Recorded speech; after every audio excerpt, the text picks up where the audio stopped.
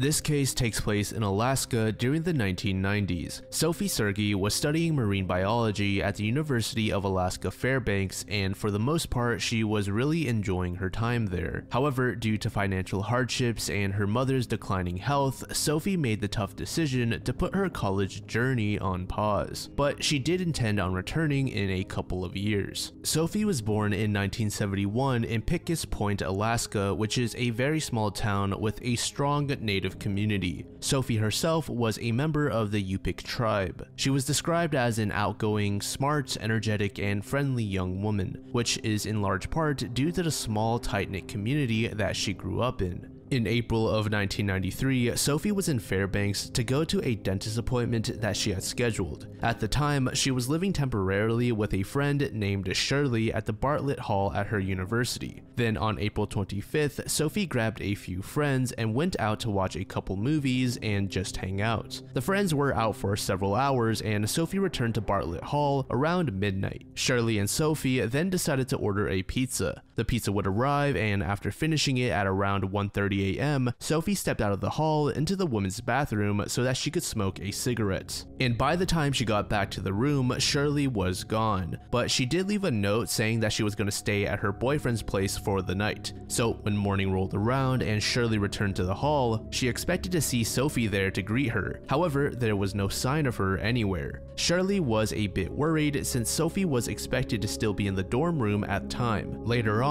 Shirley still couldn't find Sophie, so she reported the issue to the police. Moments later, Sophie's family actually received a call from her orthodontist. They said that she had an appointment that she failed to show up for, which made her family concerned. Fast forward a few hours to about 2:45 p.m., the Bartlett Hall custodian stopped by the women's bathroom on the second floor near Shirley's room in order to clean it. And it's inside this bathroom that the custodian made a gruesome discovery. In a tub was the lifeless body of Sophie. Her face had a terrible knife wound and her pants had been pulled down while her top had been pushed up.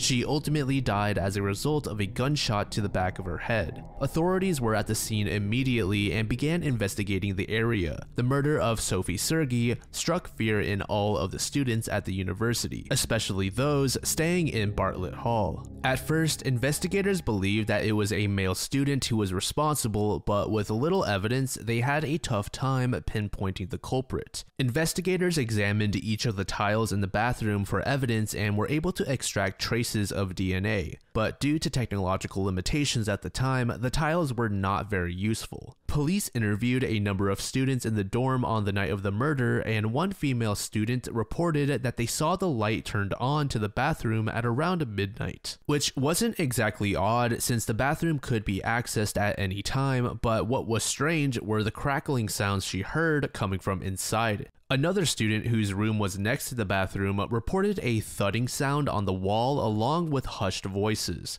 But as the years went by, the case gradually went cold with little to no new developments. Then in 2018, after nearly 3 decades, forensic technology had evolved significantly and new tools were able to match the DNA found at the crime scene back in 1993 to several suspects. With this new technology, investigators were able to build a family tree from public DNA databases which would lead to the culprit. Ultimately, they narrowed the search down to a man named Stephen Downs, who was a nursing student at the same university as Sophie during the 90s. At the time of the DNA match, police determined that Stephen was working as a nurse in Auburn, Maine, and arrested him. Of course, Stephen denied being responsible, stating that he didn't even know of Sophie before her death. However, investigators were 100% sure that they had their man, as there was no denying the validity of the DNA match. Stephen was never considered a suspect during the height of the investigation. After further digging, it was found that Stephen lived in the exact same dorm as Sophie, and none of his friends had any idea that he was a murderer. In 2003, he moved to Maine where he worked as a nurse, specializing in the care of people with intellectual disabilities. Then in 2016, 2 female co-workers shared that Stephen was making inappropriate and charged comments towards them. In the end, Stephen Downs received 75 years in prison for the murder of Sophie Sergie.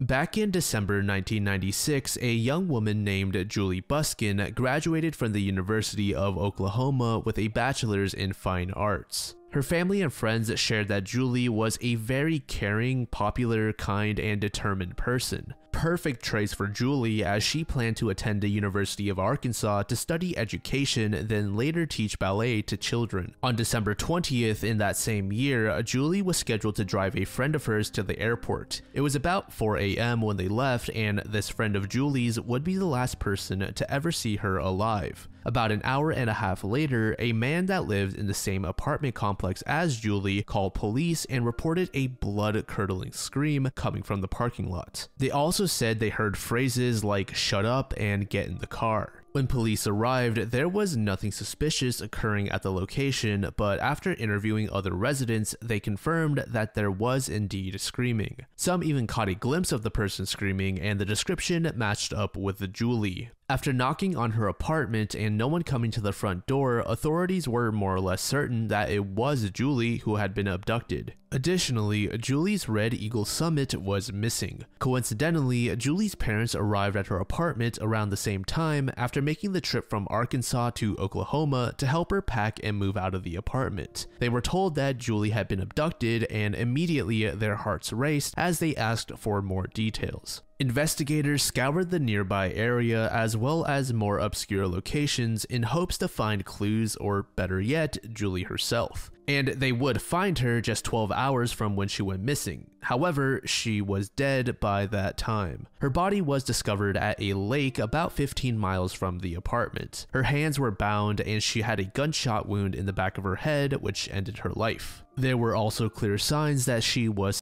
assaulted. An investigation of the lake yielded foreign DNA as well as footprints in the sand. Analyzing the footprints, investigators believed that the shoe was a size 9 male Nike running shoe, and Nike themselves later confirmed the exact model shoe with authorities. Hours later, Julie's car was also found parked about a block from the apartment, and inside was the exact same sand found at the lake. Several weeks later, a man called police and said that he saw Julie's car the night that she was killed. He was actually driving along the same lake where her body was found. Julie's red car cut him off and zoomed down the road. The man admitted that this made him extremely angry, so he tailed the vehicle for over 5 miles. He even caught a glimpse of the people inside, one of which was, of course, Julie. The other person was described as a young Hispanic male with long, dark hair. Several leads would come in over the years, but one of the more notable ones occurred about 4 years after Julie's murder. Authorities released a composite sketch of the suspect from the car, and a female inmate at the Oklahoma County Jail got her hands on it. She informed police that the sketch looked a lot like a man she knew named Dennis. Investigators later found out that when Julie was still alive, Dennis lived nearby her, but when they confronted him for questioning, he refused to even talk to them.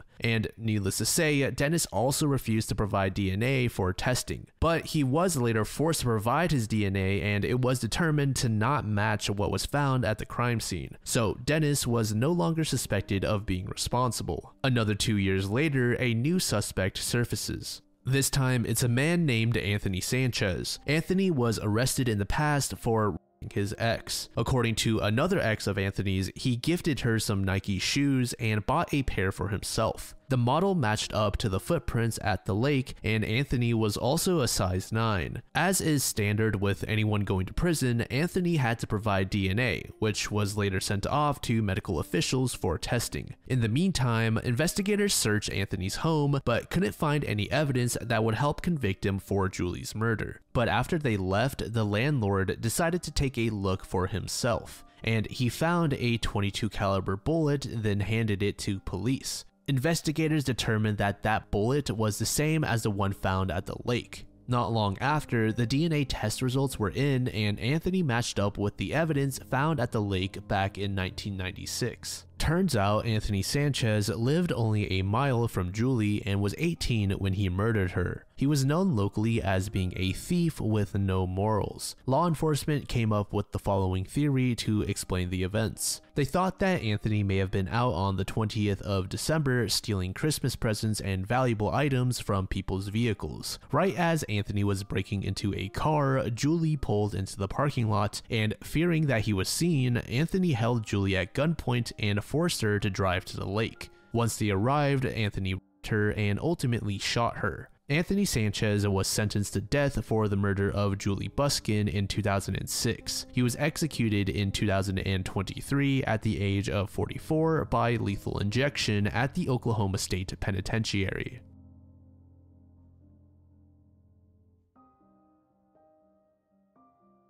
This entry involves the first serial killer to have been convicted in the US on the basis of DNA evidence. Let's start with a victim named Debbie Dudley Davis, who was 35 years old in 1987. At the time, she had two jobs, one of which was as an account executive for a media outlet. The other was a job at a bookstore at the Cloverleaf Mall. On September 18th of that same year, Debbie and a friend visited Virginia Beach to see a performance from comedian Dana Carvey. The two had a great time, and Debbie was dropped off at her apartment later that night. Since it was late and dark out, Debbie's friend made absolutely sure that she witnessed Debbie step safely inside of her residence before she left. The next morning, a neighbor of Debbie's noticed her car engine was on, but there was no sign of a driver. The car was left there for several minutes, which the neighbor found very strange. Concerned, he called 911 and told authorities that the car belonged to Debbie. They knocked on her door, but got no response.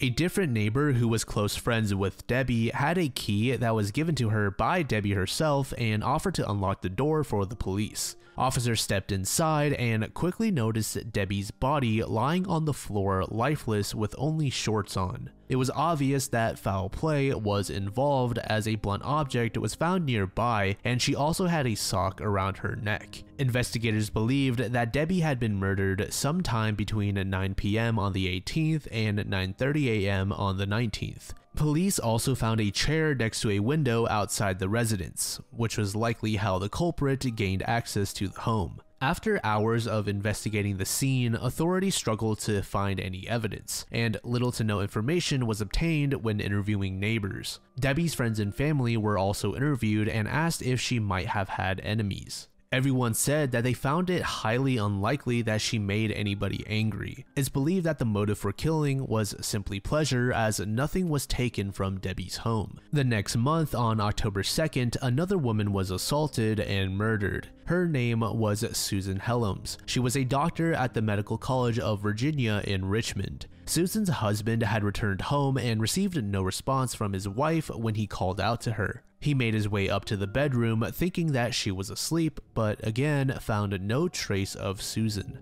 He then opened up the closet and found Susan's body lying on the floor. Investigators realized that the killer had gained access the same way as with Debbie's murder, via window. This time, the culprit had to cut through the outside screen panel to get in. Another similarity to Debbie is that Susan also died as a result of strangulation. Then on November 22nd, another life was claimed. This time it was 15-year-old Diane Cho, who was attending Manchester High School. Diane was also raped and strangled. She was found dead in her parents' apartment in Chesterfield County, which is not too far from Richmond. Something interesting to note is that before her death, Diane frequently told her friends about this creepy dream she kept having. In it was a man that followed her around. She didn't really know what he wanted, but she knew she was in danger. And whenever she was out shopping, she believed that she saw the exact same man from her dreams stalking her in real life.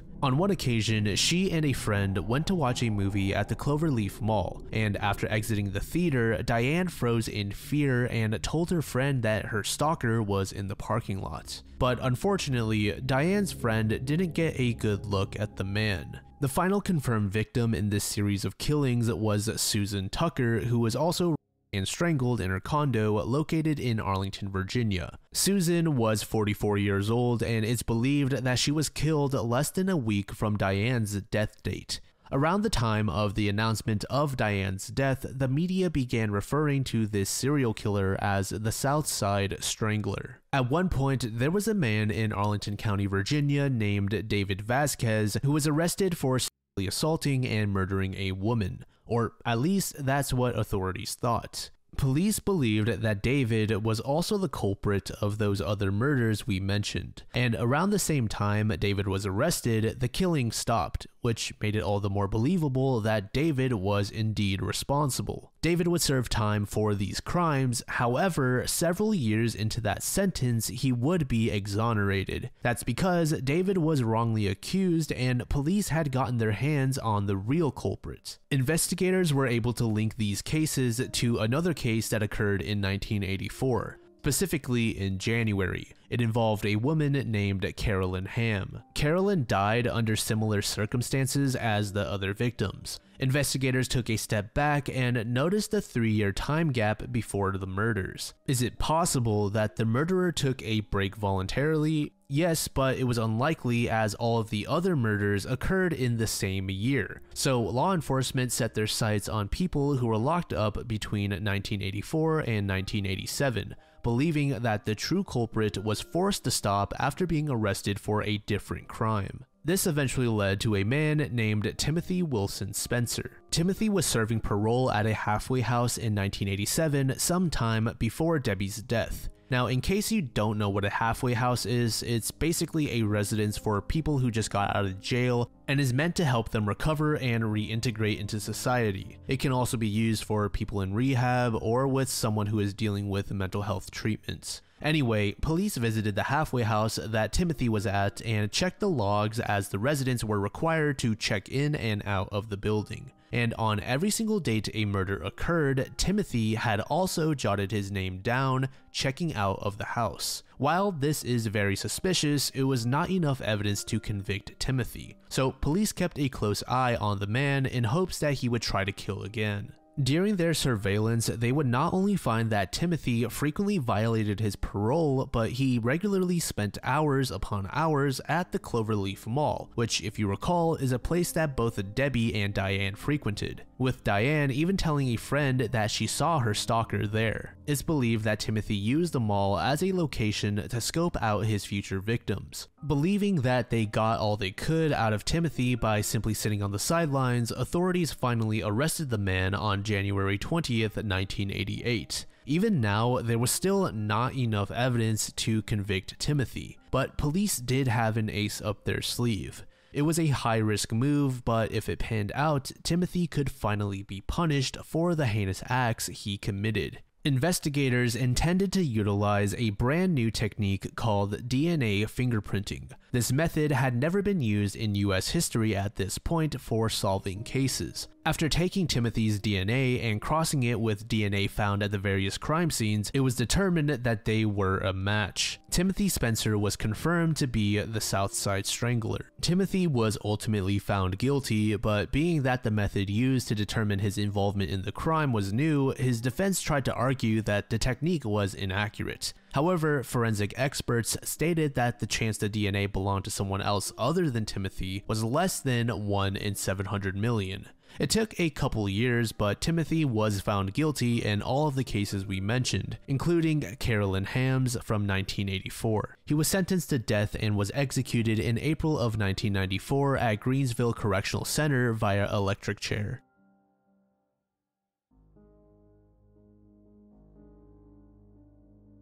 This final case takes us back over 3 decades to 1990. On April 23rd of that year, the remains of an unidentified woman were found in a densely wooded area in Ormond Beach, Florida. A local was on their daily walk on a trail when they stumbled across an oddly shaped mass that was not present the previous day. Upon further inspection, they realized that this was actually a body. 911 was called and authorities searched the immediate area for more clues that could explain why this person was left there or their identity. The victim was determined to be female, but after several hours of searching, they couldn't find any items belonging to the victim or any clothing. There was just a nylon slip tied around the woman's neck, so her death was determined to be a homicide. After combing through a national database of DNA, there were no matches to the remains. The woman went on to be known as the Volusia County Jane Doe. It wasn't until the year 2000 when a facial reconstruction was released. This reconstruction was then updated 15 years later. Several leads were provided by residents of the area, but investigators were not closer to solving who was responsible or finding the woman's identity.